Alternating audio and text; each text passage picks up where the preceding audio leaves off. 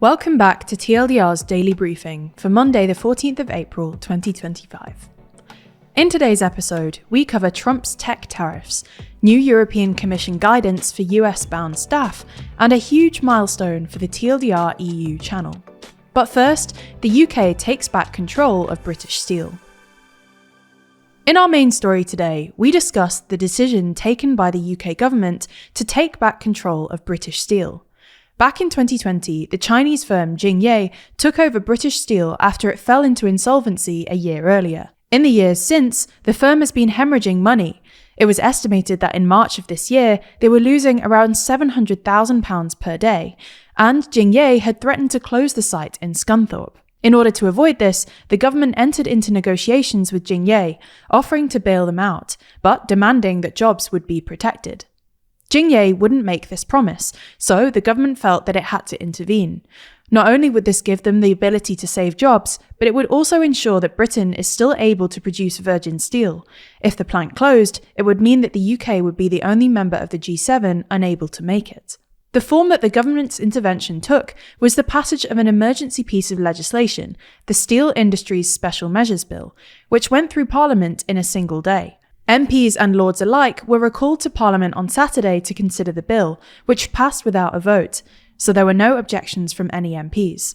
In essence, the bill gives the government the ability to instruct British Steel to act in a certain way, whether that be to order materials or to keep the blast furnaces running. While the government hasn't said exactly what instructions they've issued to British Steel, it's clear that their main aim is to keep the blast furnaces running, as the fear is that if they ever stop, it's highly likely it will become completely unusable. Although the government seems to have achieved this in the short term, ensuring that the blast furnaces continue running is a different question entirely. There were some calls on Saturday from members of opposition parties, such as Richard Tice of Reform UK, to go further and nationalise British Steel. While that hasn't happened yet, the bill certainly opens the door to this outcome. We'll have to keep an eye on this in the next few weeks and months to see whether Starmer bows to this pressure. You're listening to TLDR's daily briefing. If you want more explainers on what's happening in the world, then you should check out TLDR's other channels. Today, we released videos on why South Korea's left wing is on the rise, and a video celebrating 1 million subscribers on the TLDR EU channel. You can find those videos linked in the description or show notes for this episode, or by searching for TLDR on YouTube or Nebula. After a tumultuous week of tariff-related news, US President Donald Trump has suggested that smartphones and other electronics might not be exempted from tariffs after all, killing hopes of a reprieve for US tech firms including Apple, Nvidia, and Microsoft. Posting on Truth Social on Sunday, Trump wrote, "Nobody is getting off the hook for the unfair trade balances and non-monetary tariff barriers that other countries have used against us, especially not China, which by far treats us the worst."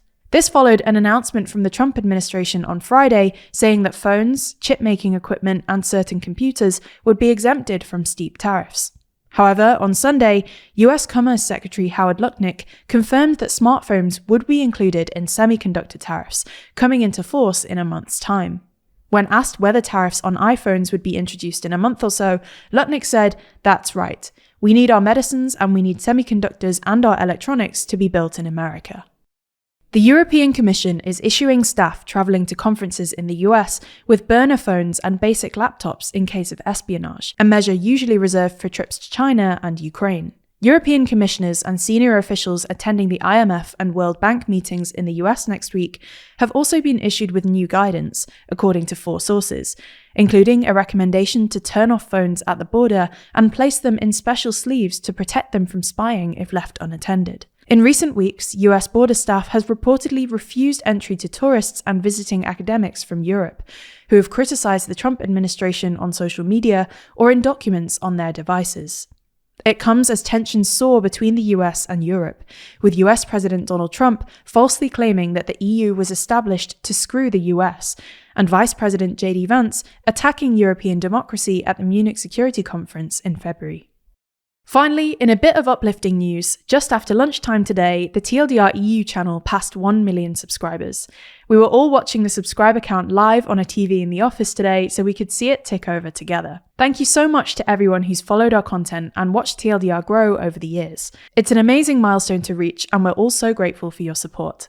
In fact, to celebrate this huge achievement, Jack, Ben and I attempted to record a thank you message speaking the EU's 24 official languages. Unfortunately, we can't say we did them justice, but we did try, and we hope it brings a smile to your face. If you want to watch, we've linked it in the video description and the show notes for this episode. Here's to the next million. Aside from that though, if you want to support the show another way, then you can consider buying a copy of our physical magazine, Too Long. The next edition, coming out this month, covers the world's 25 most influential people, as ranked by us, the TLDR team, and you, the TLDR audience. Inside, we unpack who these influential people are, explain how they got their influence, and tell stories about how they choose to wield this immense power. The entire magazine is beautifully designed, contains a bunch of other stories, and runs over 72 pages of our best journalism. If you're interested, you can use the code TLDR Daily at the checkout to get £2 off your copy, which brings the cost of a subscription down as low as £5.99. Buying Too Long helps to fund all of our journalism, so make sure you do check it out. You can find the link in the podcast description. This was a TLDR news production hosted by Georgina Findlay, written by Ben Blissett and Georgina Findlay, and produced by Scarlett Watchorn. Thanks for listening, and we'll be back again tomorrow.